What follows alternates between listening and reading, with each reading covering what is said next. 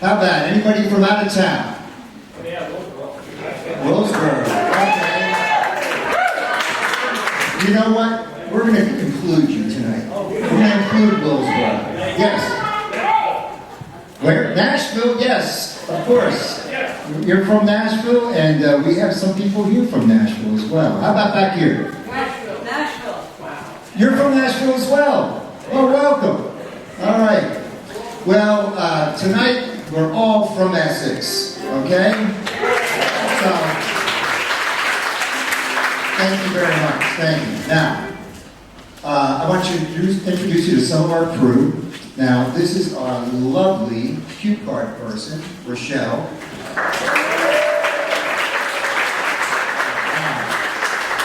If she holds up this sign, what do you do? Wow, okay, that was actually very good. A little Saratoga-ish, but very good. Let's try it again. If we hold up this sign, sounds like Essex. Sounds like Essex. Okay, then later on, we're going to need your help, and Rochelle might hold up this sign, and you're going to say, Sounds like Essex. Very good. One more time. Sounds like Essex. Well, that's fantastic. Thank you very much. We're at about 3 minutes here, so now you can applaud and you can laugh at any time, but this is to help our radio audience out there, and let's make sure that they know that we're having a great time. Okay. This show is presented with a generous grant from the New York Art Commission. If you need to leave at any time during the show, if there's an emergency, you go out the way you came or out the back to your left. Now's a great time to turn off the cell phones. You know, why people in radio land wondering what are those strange noises that we're hearing in the background. Okay? So we're at about 1 minute. 5, 4, 3, 2, and 1. Ladies and gentlemen, welcome to our performance of Sounds Like Essex, coming to you from the beautiful Iroquois Masonic Lodge in downtown Essex, and brought to you in part by the Pink Pig. That's right, the Pink Pig, where every breakfast is served with a smile. I'm Bruce. This is Heather. We're the MCs for the evening. And now, to open our show, here are the Essex Singers.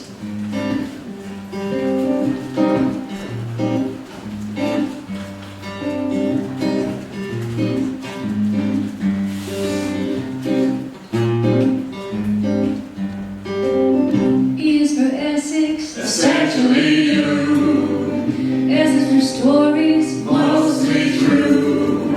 S is for songs, music in the air. Be exceptional, unconventional. E S S E X. Our town.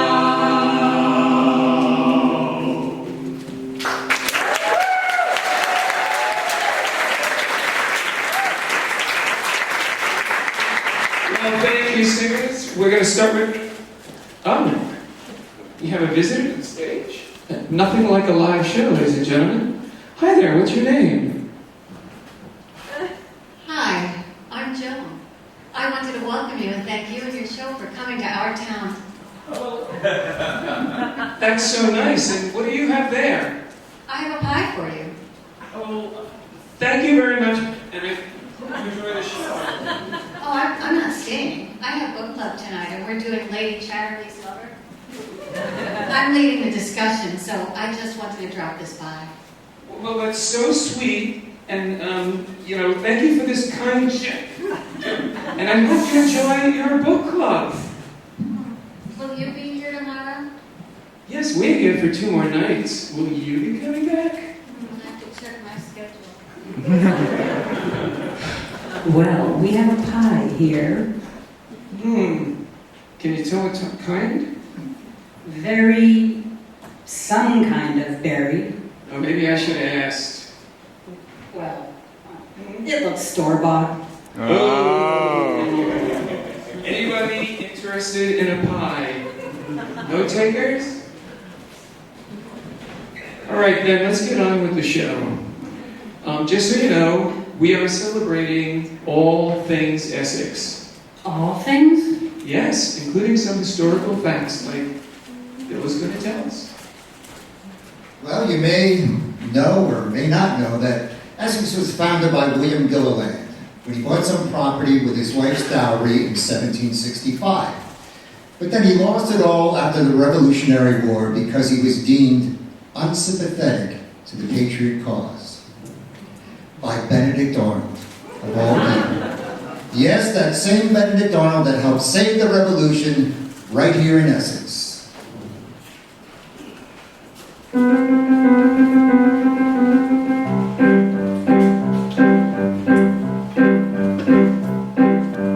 Arnold met the Brits at Balboa Bay, he was not the man we know for treason. Placed in charge of a young navy, he helped to save the revolution. He helped save the revolution. Helped save the revolution. No matter what you know, he later became. He helped save the revolution. Outgunned, outmanned, he got away in the dark of night, causing confusion. That more the Brits, they chased him down to bring the battle to conclusion. He helped save the revolution. He helped save the revolution. Set fire to his boats near Essex town. He helped save the revolution. Wait a minute. What? Stop. He was a traitor, right? That's right. He fought against us with the Brits during the war. Yes. Why are we praising? We're not praising him. We're just relaying the facts. Besides, his being a traitor also helped our cause. It did. Yes. How's that? It riled the people so much that the recruitment of soldiers and morale went way up. It gave the colonies the emotional boost they needed to continue the fight.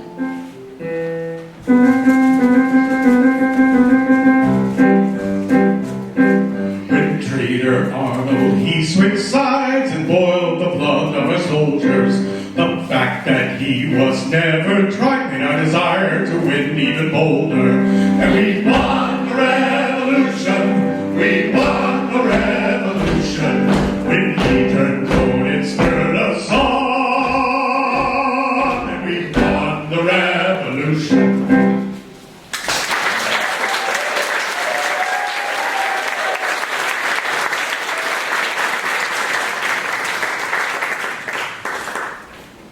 So, we were wondering what sounds like Essex. Oh, and what did you come up with? We used some creative license. Oh, you did? Okay.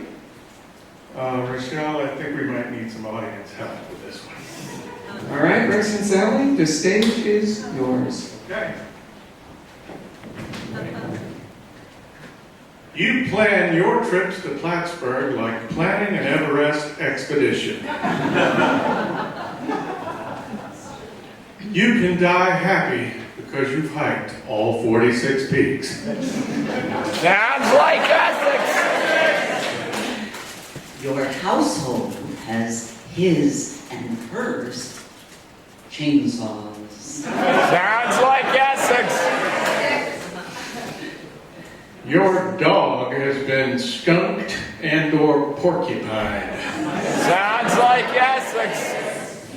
You take your sick days during hunting season. Sounds like Essex. You've ridden your bike 20 miles just to grab a coffee and a bagel. You never swam at Beggs Park. Or not. You accidentally bagged a deer during hunting season with your pickup.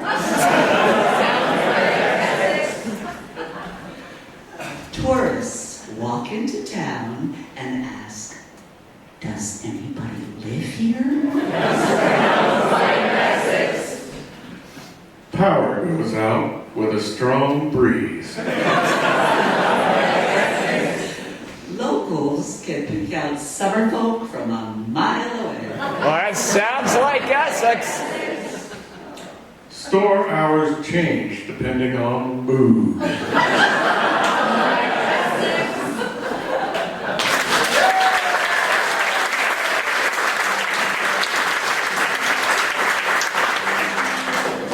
Thank you. So our producers have scoured the town of Essex. All 37.6 square miles, 6 of which is water.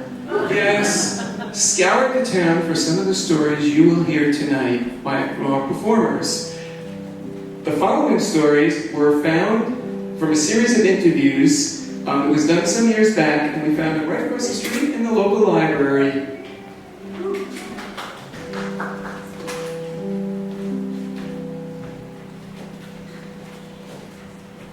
I'd like to tell this story that my father told me. It had the old post office was at the center of this love story. It happened during the gold rush of 1848. Once upon a time, there was a beautiful farmer's daughter living outside of Essex who was in love with a penniless local boy. He was convinced he should go west, make his fortune, and then come back in a better position to marry his girl. So he made the long journey west, and was there for a few years, and his love wrote him faithfully every week. In the meantime, the local postmaster, who had always had a crush on the young girl, was always there ready to console her. She kept writing her love, but didn't receive letters back. Her letters became short and tearful. Finally, she could no longer hold out hope that her young man would return, and she gave in to the advances of the local postmaster, and she married him. They had 5 children together. Were they happy?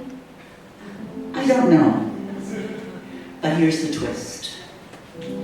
Years later, when they were tearing down the old post office, one of the workers found all the letters she had written and an almost equal number from the young man she loved and was waiting for, hidden in the walls.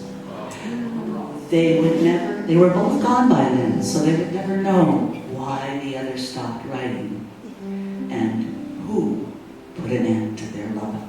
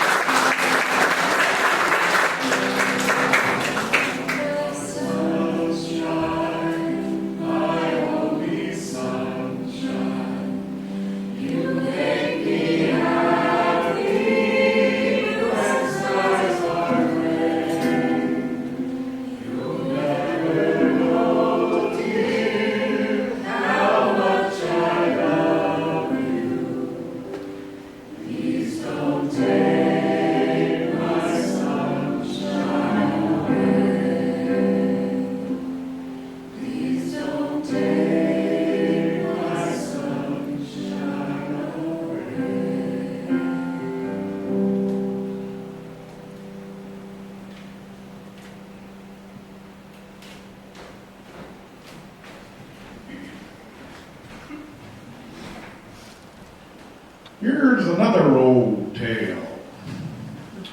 On the middle road near the Essex town line, there's a small red brick building that's falling down. This was the home of Job Stanford, the only soldier wounded in the War of 1812 in a British attempt to burn a distillery. As the British approached the shore, they were fired upon by American soldiers hiding in the woods. A British schooner started lobbing cannonballs at the sand cliff. Now, old Job saw one of these cannonballs bouncing on along towards him, but he couldn't get out of the way fast enough, and it took most of the meat off of his right calf. After the war, Job applied for his disability pension, but was issued only a mere pittance. It took him a long time to get his proper pension because the government kept trying to settle for the price of a young cow, not realizing he was suing for his leg.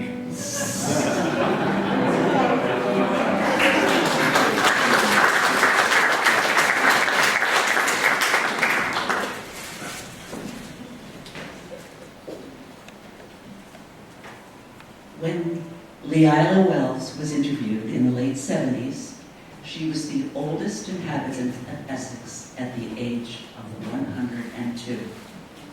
She told this story.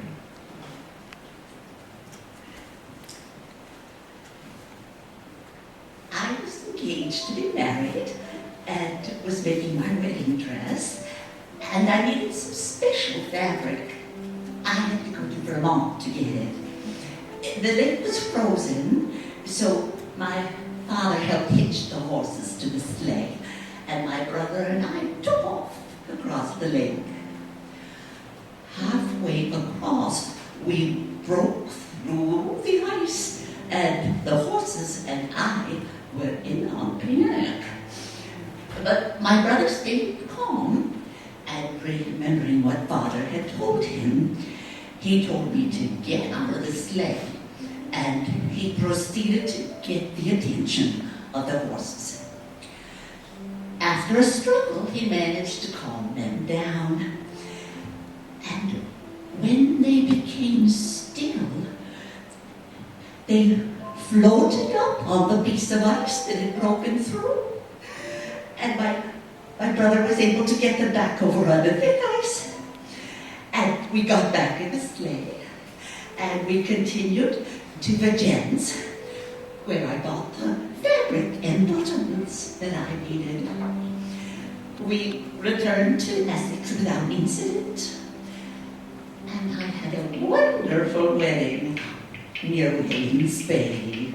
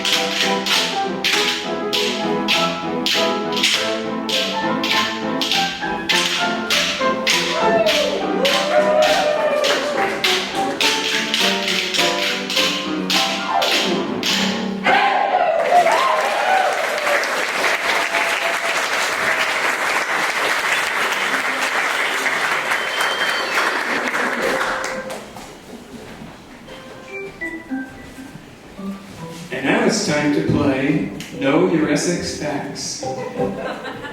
If you, in the audience, think you know something about Essex, raise your hands and the lovely Rochelle will come out and bring you up onto the stage. Now, don't be shy. It's 3 easy questions. We have a When you speak into the microphone if you could.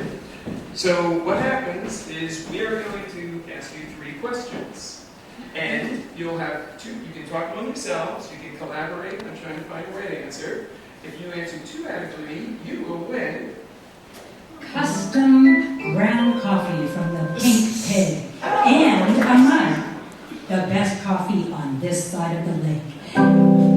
If you get all 3 correct, you also win an exclusive designer t-shirt from the Sounds Like Essex collection. Perfect for pickleball, gardening, or just hanging out at the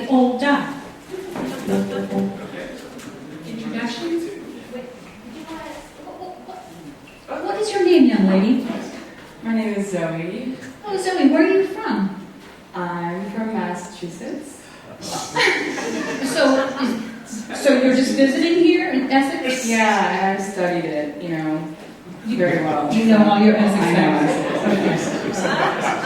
facts. So, but you don't live in Essex? I do now, kind of. I So live in New York okay. City. Oh, you live in New York City? Yeah. Oh, that's Yeah. great. Do you see a lot of similarities between New York City? Totally. All right. And you tall one over there. What's your name? My name is Zach. And where are you from, Zach? I'm from Essex. Oh, really? I've never seen you around these parts, so you're hard to miss. So, okay. Are you ready to play? Oh, yeah. All right. You look really enthusiastic. The first question. In the 1850 census, there was 2,351 people living in Essex, but the sheep population was A, 11,500, B, 352, or C, 1,100. You didn't know this was a math question, did you? Okay. You have 30 seconds.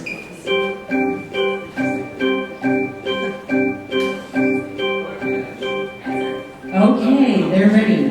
Okay, our answer is A, 11,000 something, because Zach says, what is it, merino wool is popular.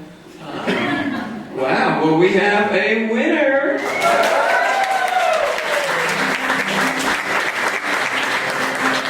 Okay, One more, you'll get a prize. you're off to a great start. Question number 2. The first tavern in Essex was A, Whitcomb's, B, General Wright's Tavern, or C, Arnold's Place. You have 30 seconds.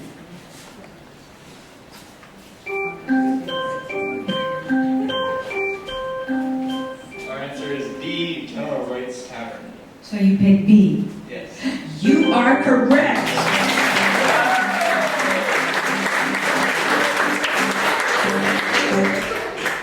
All right, well, for the t-shirt, question number 3.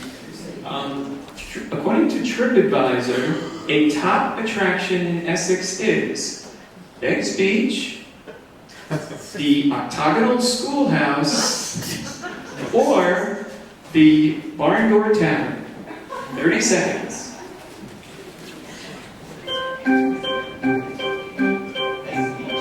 Beggs Beach. Also Beggs Park, but has a little beach. So your answer is A? What would your second answer have been?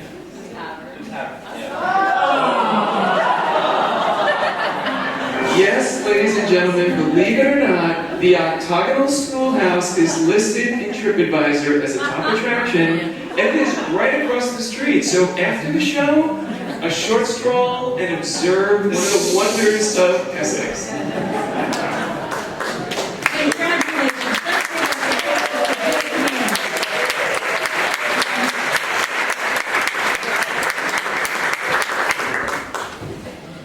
Now, as a public service, we take you now to the planning board meeting now in progress. There you go.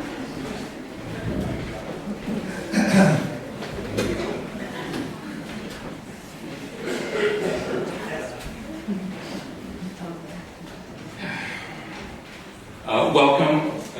This is for petition 548-112-110-12. You're here for an addition to your house. Yes, we are planning to put in a dog door. A dog door. Yes, a door that the dog can go in and out of. I submitted a ground plan, an elevation. I think you have them there, along with a list of materials. It will be 10 by 19. It's going to be right off the corner of the kitchen. Seems rather large. What kind of dog do you have? It's a shepherd kind of mix. I think the doors are pretty standard. Ah, is it? Well, I looked at all the possible dimensions. And you have a fence, of course. Yes, we do. Will the dog door be in keeping with the fence? Pardon? Will the dog door match the same materials and aesthetic as the fence? It's just an aluminum insert.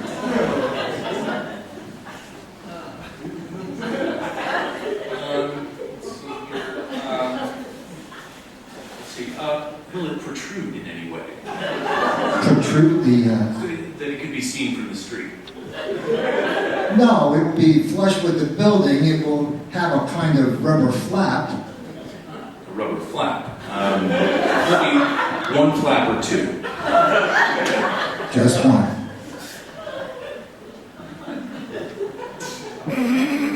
And your dog will just be pushing the flap out momentarily? Yes. Will the flap be light enough for the dog to push? We wouldn't want a frustrated dog. Well, as you can see from the chart I provided, that the flap we chose is appropriate for the breed and the size of our dog. I see that here. Will it be lit? The dog? Yes. No, we weren't planning on it, but there'd be a light next to the kitchen door. And you're not planning on changing that? No. How old is the dog? He's 7 or 8, I think. Very good. Never pass muster. Okay, so I think we have everything we need here: elevation, blueprints, material list. We'll hand this over to the town architect and get back to you next week. Thank you very much. No, thank you. Your participation is the bedrock of our democracy.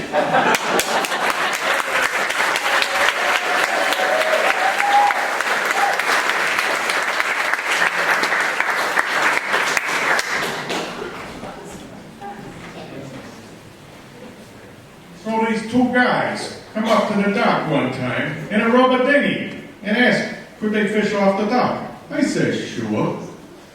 Then the guy pulls out a girder this big and this long. And I go, what are you going to do with that? He says, oh, that's our anchor. I said, you got to be kidding me. It's like 500 feet deep out there. Oh, we do it all the time. I said, you got to be careful. You know what? How much land you got? He says, 300 feet. You know what? You got a map? Because you could throw out in 500 feet of water. You got to be careful. He goes, oh, we know what we're doing. We do this all the time. You know, everybody wants me to know that they're an expert. But I got to tell you, you got to be careful. 2 people almost died regarding a decision I made about something that they argued with me about, that it was dangerous and it didn't work out well. Now these 2 guys go out in the dinghy, and I'm watching through my binoculars, and a guy stands up, and he throws a girder over the boat. He threw out in like 500 feet of water.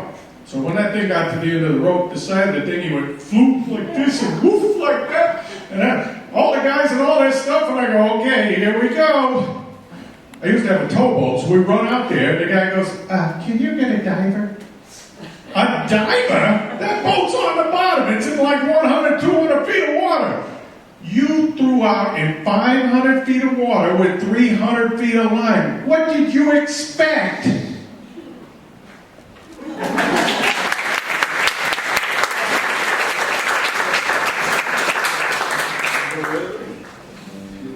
The lake is an important part of the Essex community. Lake Champlain has been a center of commerce since the Revolutionary War. And she can be mean. Ask anyone around and they'll tell you, conditions on the lake can turn on a dime. There are over 300 wrecks at the bottom of Lake Champlain. This is the story of the ill-fated voyage of the schooner Troy that sunk when the iron ore she was carrying shifted during a violent storm and broke through her hull. No one survived.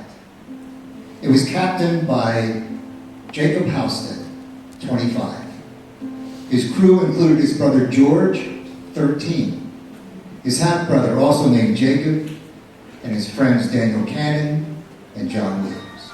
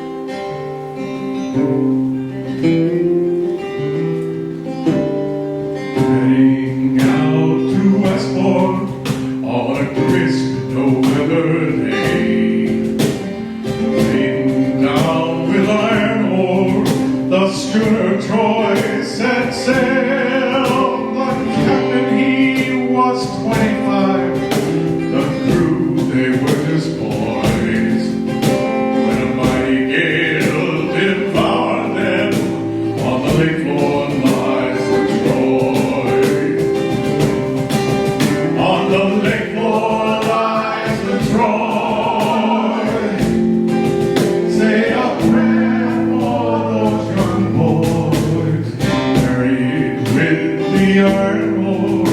On the lake floor lies the drawer.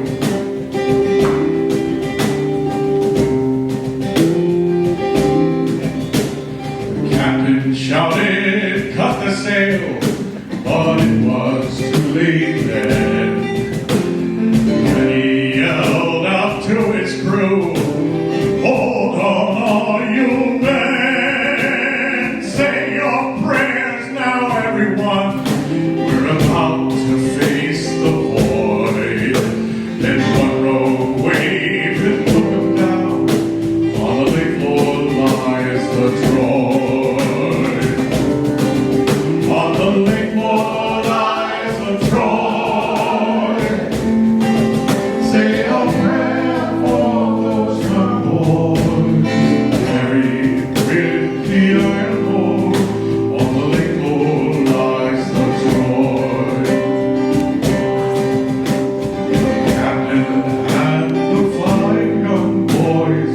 On the lake floor lies the Troy.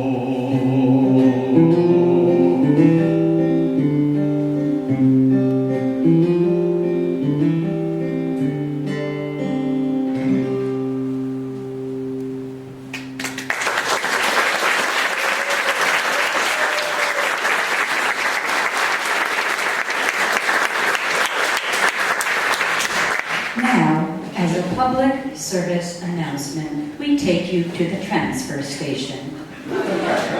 Whenever I need a break, I go to the transfer station just to unload and talk to the guys at the caddy shack, Tigger and Harold.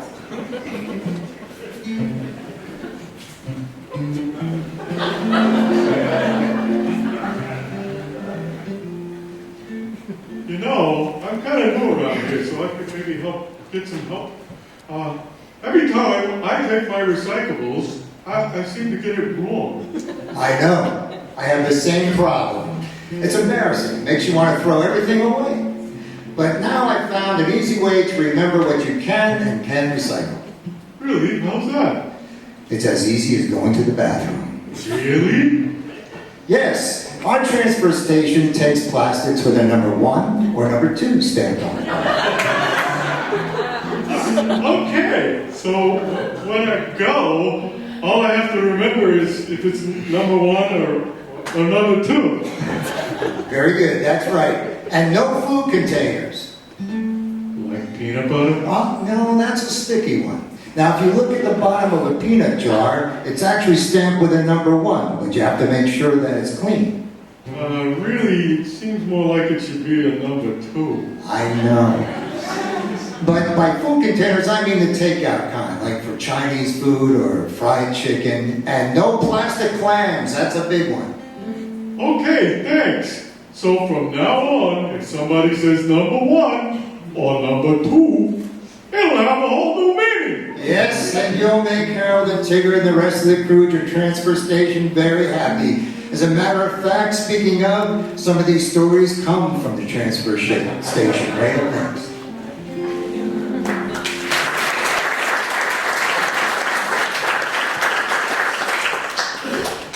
Well, we had a llama come in one day. A llama. They needed to weigh it, and they needed to give it some medication, so they were looking around for a scale they could use. They couldn't find one, so they brought him here, and he came in with this funny little bowler hat on and everything, and so they put him up on the scales, and they weighed him, and they were able to give him the proper medication. So that was fun.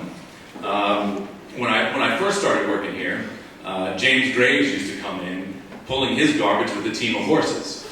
And it was quite the thing to see. We would all gather around as he would back up the team of horses with his garbage onto the scales. It was quite the thing to see. The most dangerous thing that ever happened, well, we had this little old lady come in. She's about 90 years old or so, comes in and do her recycling. And I was helping her out, and I dropped some papers on her back seat. And I reached in to get them, and she took off down there, all the way to up here, with me dangling off the side of the car, hanging on for dear life. She's still around, and she still comes by to do her recycling. But now, when she pulls up, she hands me the keys.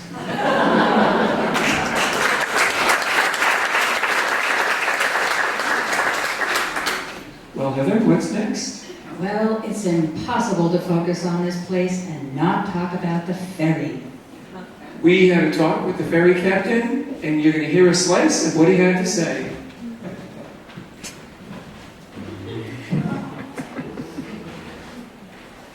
For the surrounding area, the ferry to Burlington is a link to jobs in the Burlington area.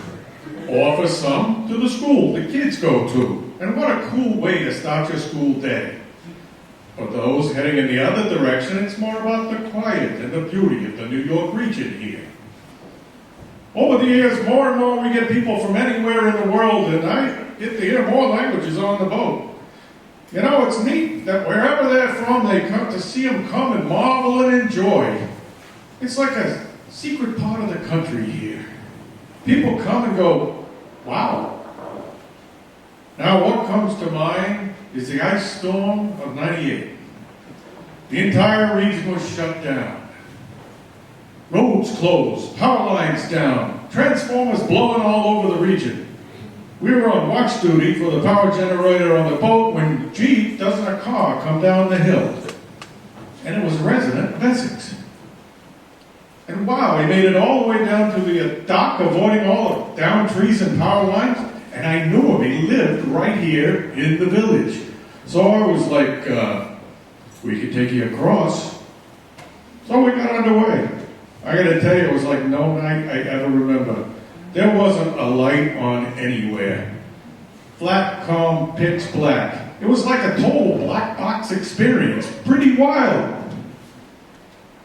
Well, we got Bruce home and headed back on a totally dark lake.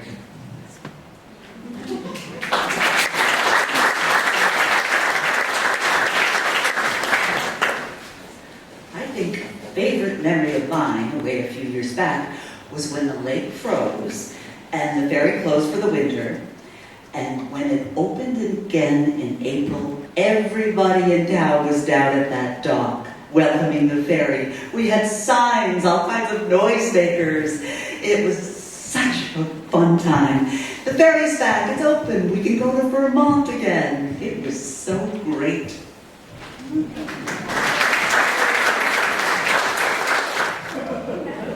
Poetry and writing are woven into the fabric of our community. The next act is a poem written by our very own Heather. Somewhat of a throwback to her experimental theater days, I think it is.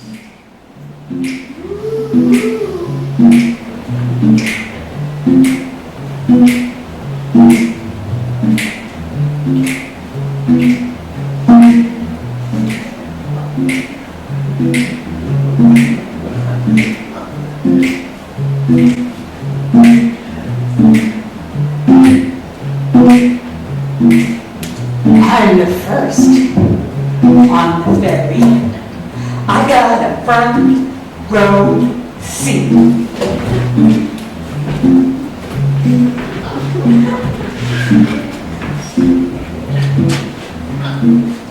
I'm the ship's figurehead. I don't stay in my car, I go up top instead. I don't text or make calls. The greatest season of all is my mind, unencumbered. A review, a postcard. I take pictures with my eyes. I spot a clump of white buildings. My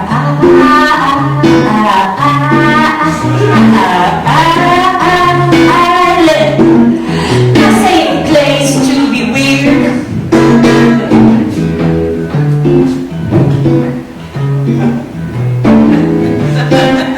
The whole town's a little weird. Unique. It has a story, book, mystique. Ooh. Ooh. So on the steps, I'm getting ready to go. I hop in my car, that's, you know, in the front row.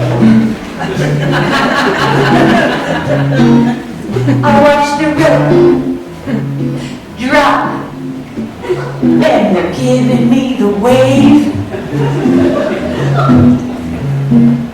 And I'm feeling happy, not harried, 'cause I was the first on the ferry, and now I'm first off.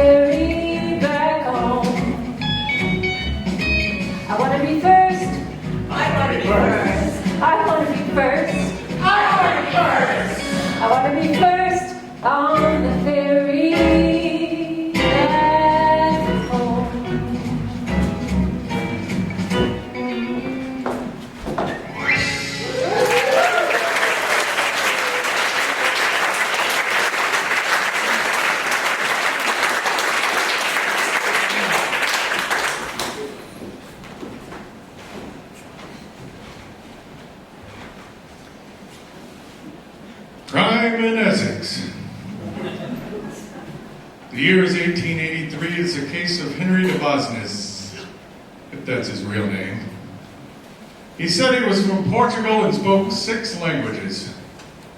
He arrived to Essex on a yacht with a young woman presumed to be his wife, who soon disappeared. He quickly married the widow Betsy Wells, who had 4 children. Betsy had a small farm and a sum of money left by her late husband. Henry quickly pressured her to give him the deed to the farm and access to the money, and when she refused, he killed her. Neighbors scoured the woods where they had last seen Henry, saying he was acting suspiciously. The body was found. It took the jury 8 minutes to convict. Now, the execution proved so popular, they had to limit attendance to 2,000 people, and tickets were issued for the event. On the gallows, Henry's last words were, "I am innocent. You have made a mistake.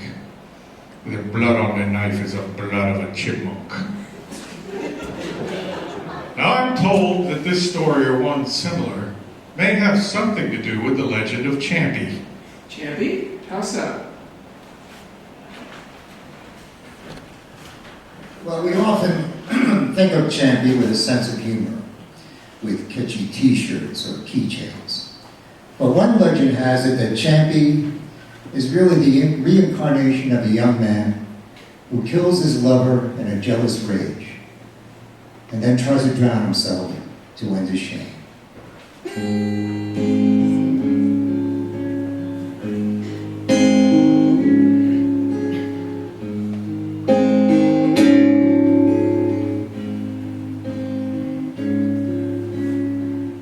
Down and hollered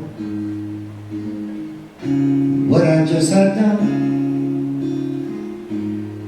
How could I take the life of this woman that I love? My jealous heart was burning, filled with jealousy, I crawled to the water, prayed she'd open up for me. Now I swim forever, way down by my shame. No matter what you call me, I'm the ghost of Lake Champlain.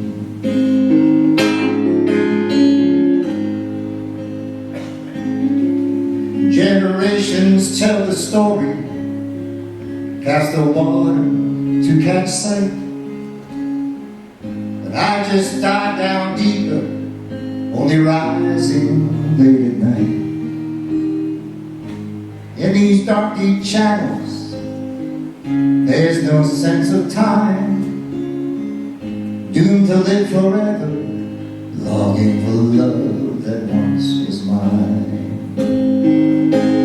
Now I swim forever, lovers listen to my tale. Never let a jealous heart set across your sail. Now I swim forever, way down by my shame. No matter what you call me,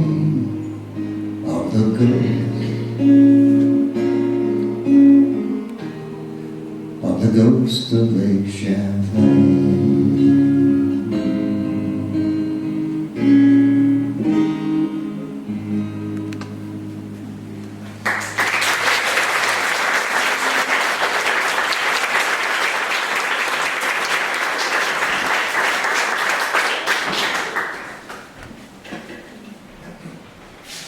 Now it's time to play a game we call Essex, True or False.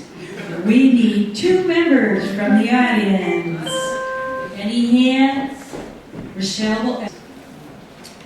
So we need 2 members from the audience. I see a hand right here. So what is your name, sir? John McBride. J-O-N, John McBride. J-O-N McBride. And your name? Mimi. Okay, so do you live in Essex?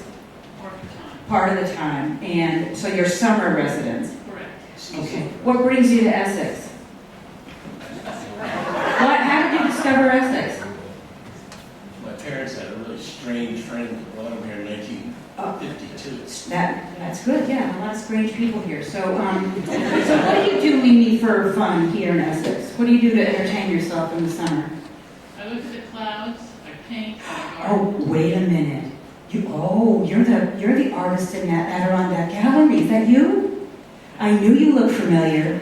Wow, she's very talented, folks. Oh my goodness. So you also said you're a gardener. I think I know which house is yours. So here in Essex, it's not Keeping Up with the Joneses. That doesn't exist. But if it did, it would be Keeping Up with the Gardeners. And this here would be Mrs. Jones. Unbelievable gardener, like world class. So, and I also know a little something about you, young man. I think I've heard you sing, right? You sing for the Whiffenpoofs or the Wolfenpoofs? Is that true? I passed and been. Okay, well we're gonna recruit you for next year's show. Does that sound good? Are you ready to play a game? How about now? Okay, here we go. I'll tell you what. Why don't you come on this mic? I'll be on the. No, you go in the middle. All right, here we go. We're gonna play a game we call Essex, True or False. We're going to tell you 3 stories. One of these stories is false. If you pick the correct false story on your first guess, you'll win 2 gift cards to the Ice Cream Cafe. Organically grown ice cream with a hint of peony. If you get the correct answer on your second guess, you'll win an exclusive designer crew shirt from the Sounds Like Essex collection, just so that you could go and hang at the Barn Door Tavern to hear people say, "Wow, great job on that radio show." Okay, are you ready to play? You may collaborate. You will have 30 seconds after you hear the 3 stories. If you're stuck, you may use a lifeline from the audience. Are you ready to play? Okay, our first storyteller is Bill. Okay.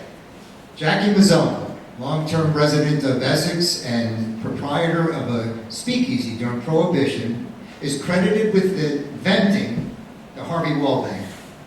Now, the drink is a simple screwdriver with a touch of Galliano that he added to honor his Italian heritage. It's got its name because every weekend, as his employees were leaving, he would hand out the password for the next time they came to work. His bartender, Harvey, could never remember the code, so he always ended up coming on his next shift, banging on the door, and when they asked for the passcode, he'd say, "Screw it, it's Harvey, let me in." Thanks, Bill. Rex? Horse ferries were used in the region.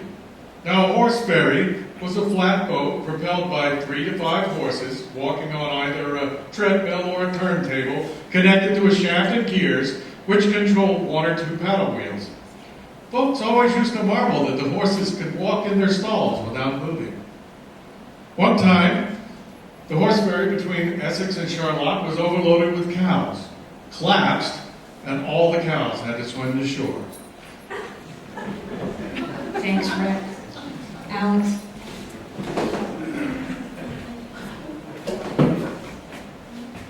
Rattlesnakes have been a topic of discussion in Essex. Once the town supervisor put out a bounty on rattlesnakes, and it said that John Burnham, founder of the Crater Club, would take dynamite from his construction job over to the snake den, cause an explosion, and see how many he could dispatch. A ski slope was also planned for Essex. Once again, dynamite was used and sent a slew of snakes slithering through the area. Thanks, Alex. Since most of our listening audience is elderly, we're going to review the options. Is it A, Harvey Wallbanger, B, horse ferry, or C, rattlesnakes? Which is the false story? You have 30 seconds.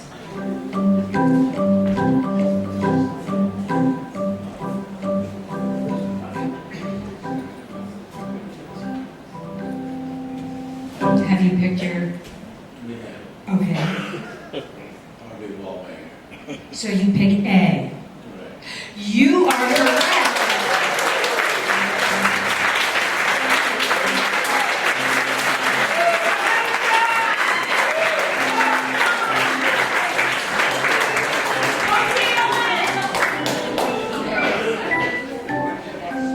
Okay, let's give our contestants another big hand.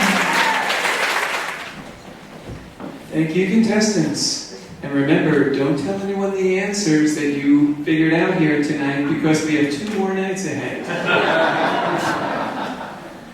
Okay. A small town has its share of small town heroes. Some who have passed remain with us in memory. And as you know, in a small town like this, strong friendships are formed. So, Clint Allen memorialized his friend Harold Tart, who owned a grocery store right here on Main Street, in a song. Now, Clint always used to tease Harold about buying his groceries from retail stores and marking the price of his way up. But even if the prices were a little high, he made up for it in character.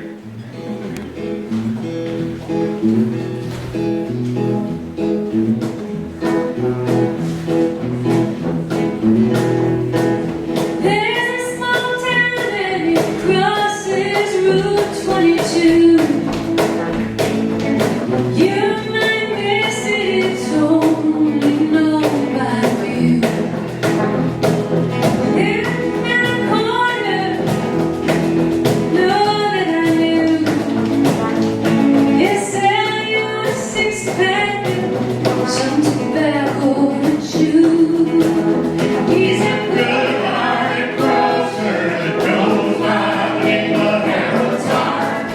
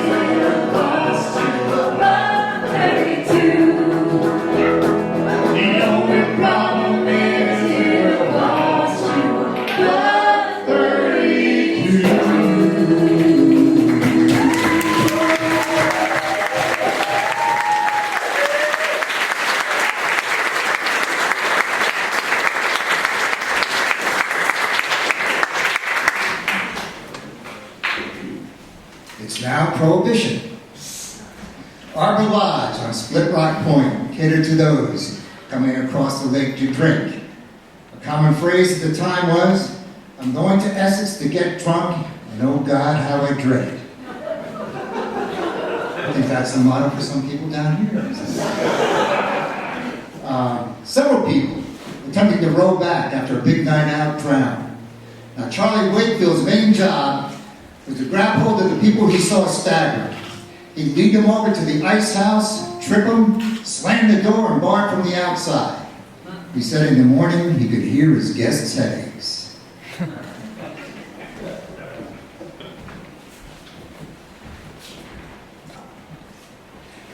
Kurt Burnham, who was interviewed in 1975 about his Prohibition-era memories, recalled one story of a local rum runner on the Willsboro Road.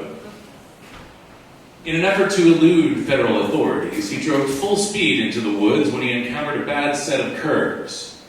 The lawman roared past, but his car was totaled, and he'd broken his collarbone.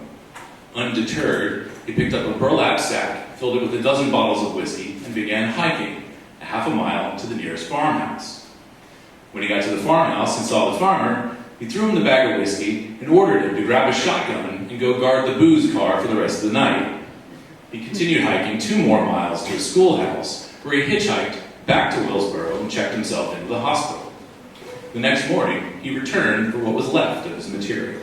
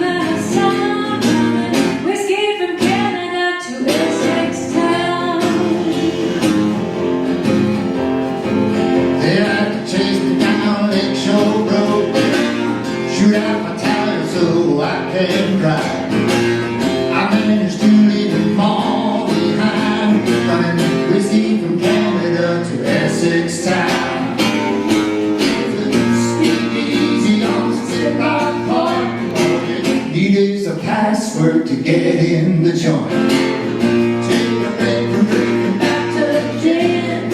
Or we'll whiskey in your Manhattan. Someday when this prohibition ends, and then the need will catch an end. Spread the fortune, rolling loud. Whiskey from Canada, Essex town. Whiskey from Canada to Essex town. Whiskey from Canada to Essex town. Oh, whiskey.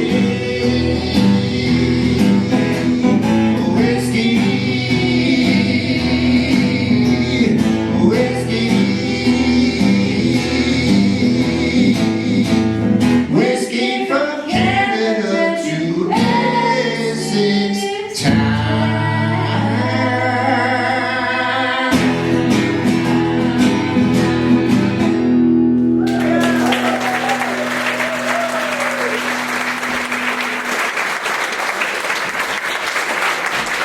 Siri, call Martha. Hello? Hey, Martha. Hey, how are you? When did you get up here? About a week and a half ago. It took a long time to get the place together, though. How about you? Last week. Oh, it's so nice to breathe fresh air and just relax. It is good to slow down. We must get together. Oh, absolutely. How about Tuesday? Tuesday. Oh, that's my show at the Grange, my workshop. I have practicing for a piece I'm going to do. Oh, so fun. I wish I could be there, but I have knitting that night. Or is it bridge? I can't remember which. But I hate to miss it. No worries. It's a work in progress. What's it about? It was my modeling days in Paris. How about Wednesday? Wednesday, let's see. Oh, I I'm hiking weight base, and I don't know when I'll be done or what shape I'll be in when I get back. Thursday. Thursday. Wait, oh no, I can't. I have to play golf with the ladies, and then there's a show at the Depot. Sorry. What about Friday? Friday. Is that a full moon? I don't know. Yes, it is. I'm meeting some of the gals at Mother's Beach, and we're for a little ceremony thingy we do. We start at dusk. Do you drum? Never mind. Saturday. Ooh, no. Saturday, I'm taking my jams to the flea market, and then my kids are coming for the next week. Oh, you're jamming again. Could you put aside 2 blueberry jars for me? Sure, and I have this great apple butter you just love. Ooh, I'll take one of those too, please. Well, we'll try again next week. Yes, it is slowing down now. We have to get together. Absolutely. Goodbye for now. See you soon.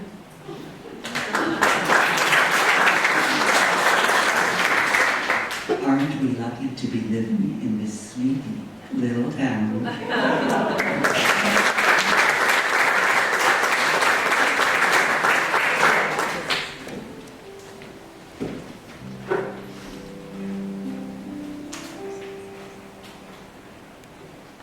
Essex was different in my youth. Everyone was a good friend, family friend, or relative. I don't think there was anyone my parents didn't like or help out if they needed help. If I did something wrong, I was seen, hollered at, and my parents told the punishment to follow. If I was hungry, which was frequent, someone would always give me a cookie or a sandwich. No one had TVs, so we played games, mostly outside. We would read or listen to the radio in the evening. Essex and its people, they molded me.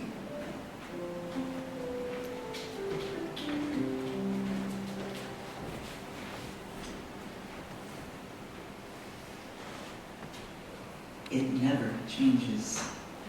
The essence of sitting on the deck is enduring.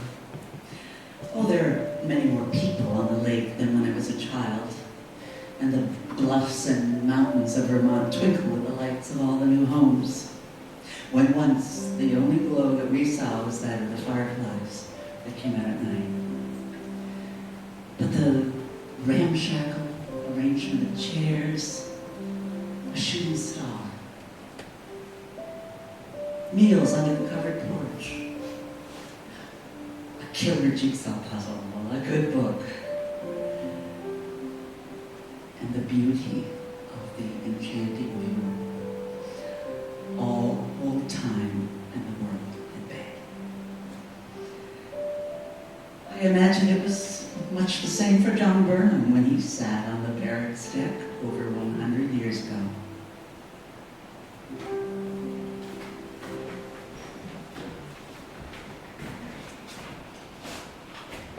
My father was a union carpenter most of his life, and I started working for him when I was a kid. Sometimes it gets slow, but lately there's been so much work, you just don't go without. Can't do it all, though. Most folks around here, well, they either work for the prison or they're handymen. Like a lot of us, they do everything. And then you got the town road guys in the county. A lot of folks work for the county. A lot of women are nurses, which has picked up a lot. Didn't used to be that much. People like me, I like the summertime, but it's nice if you can be here in the winter and it's snowing. Take a drive through Essex, everything's covered in snow, nobody's around. If you like quiet time, that's quiet time.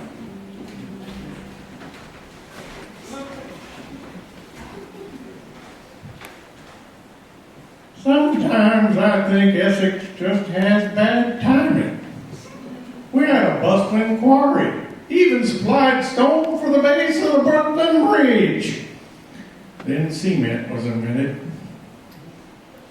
We had a horse nail factory. Then automobiles appeared. Shipbuilding and shipping was big. And then the railroad came. Makes you wonder.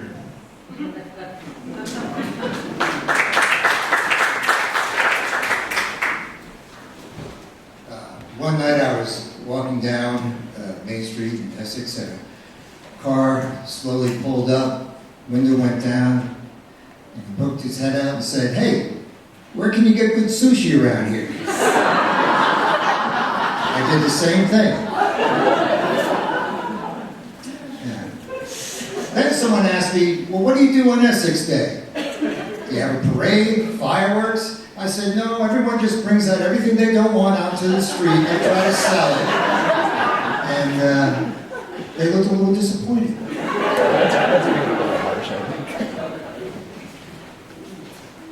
Well, summer sure livens Essex up. It's when visitors come from all over to spend time in our little town. So we're now going to present the Parade of States and what they like most about our town.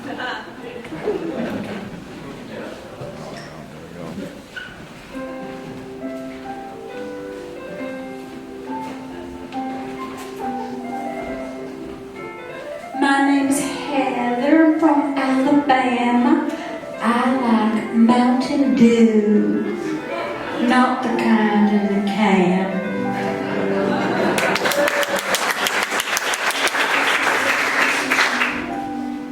Sally, Arizona. The cooler weather. I like to wear sweaters in July.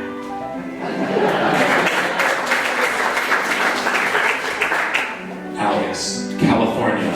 I like to get high in the hiking man.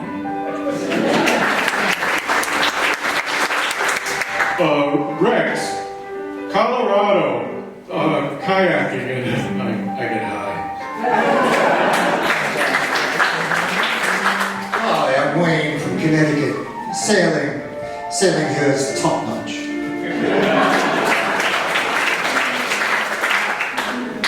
I'm Bruce from Florida, and I like playing golf. Heather, Massachusetts. I go to Banks Park to jump in the water with no outerwear.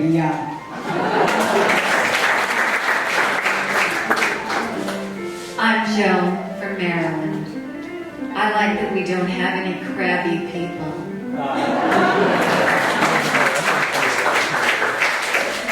Rex, New Jersey. I like the sunsets. Get my best work done in the dark.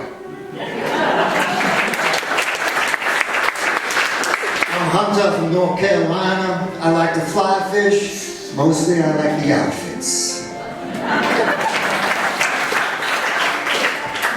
Sandy, Virginia. Cocktail parties, lots of them. With fresh crudité from Essex Farm.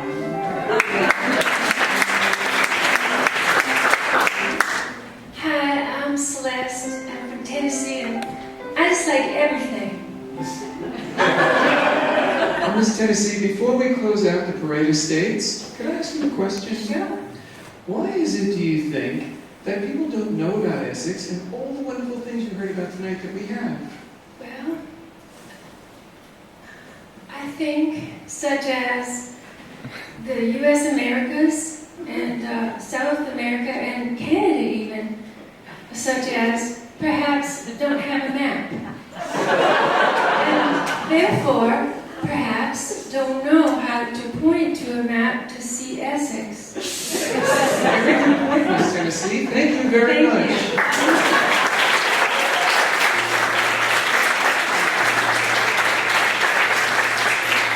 And now it's time for our final song.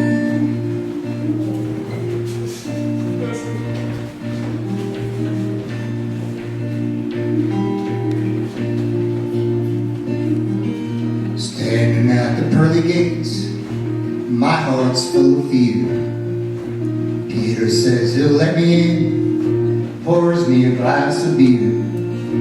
I say I ain't ready, sure it's pretty here, You ain't seen old Essex, we got it all down there.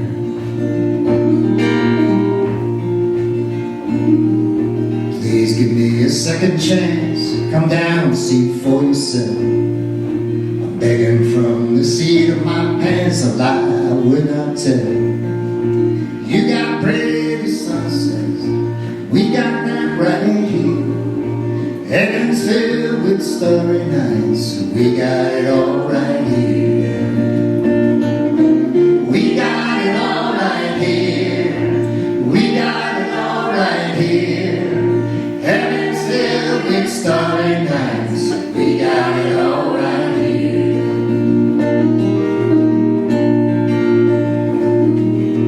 Peter slaps me on my back, says I'm not going home. Bought himself a shotgun shack, named it Villa de Rome. 'Cause when it comes to heaven and things that we hold dear, whatever you think heaven is, we got it all right here. We got it all right here. We got it all right here. Whatever you think heaven is, we got it all right. Everybody try it. We got it all right here. We got it all right here. Whatever you think heaven is, we got it. One more time. We got it all right here. We got it all right here. Wherever you think heaven is, we got it all right here.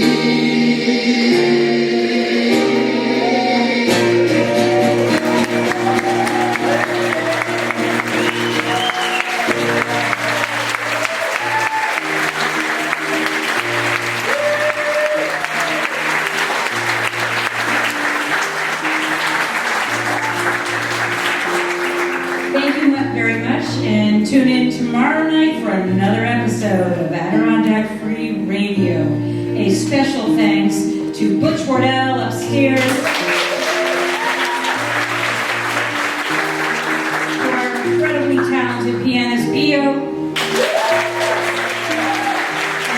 to Jim Burke, who helped build this set. Members of our community whose dedication to collecting and preserving historical content made this production possible. Betsy Tisdale and Todd Goff.